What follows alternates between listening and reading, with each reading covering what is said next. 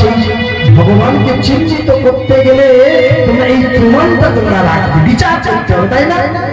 যেমন আমি যেমন 7 দিন 7 রাত গিরিরাজ ধারণ করেছিলাম, ভগবান বললেন আমি যদি গিরিবরধারী হতে পারি, গরিব মানুষ ভগবান যদি মনে করে জাহির করে, তাহলে তাদেরকে তোমরা বলবে আমার প্রাণবন্ধু তো আমরা শুনেছিলাম গিরিবরধারী হয়েছিল, কিন্তু তোমাদের গিরিবরধারী হতে হবে না, শুধু একটা ছোট্ট গিরিবরধারী হয়ে দেখাও, কি তাই না?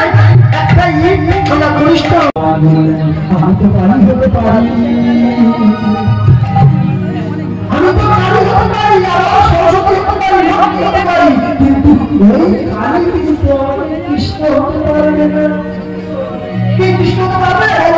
আপনারা নিজে হস্তে করতেন, কেন জানেন? নিজের সন্তানকে যেমন ভাবে প্রীতি করবো, যেমন ভাবে ভালোবাসবো, ওই ভাড়াটিয়ার দ্বারাই এবং ওই ভাড়া করার পূজারীর দ্বারাই কিন্তু আমার প্রাণবধূ আমার সন্তান কিন্তু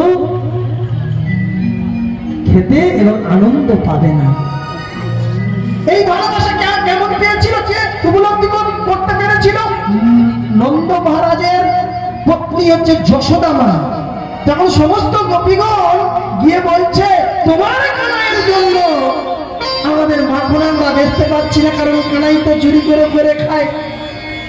যশোদা মা মনে মনে চিন্তা করলেন আমার পালনাদের জন্য এত অভিযোগ, এই অভিযোগ নিবারণ করবার জন্য এত আমার লক্ষ লক্ষ ধেনুর মাখন এত রয়েছে, বুঝে নন্দ মহারাজের গৃহ ভবনে এত মাখন তৈরি হয় প্রত্যেক দিন। করুণা করিয়ে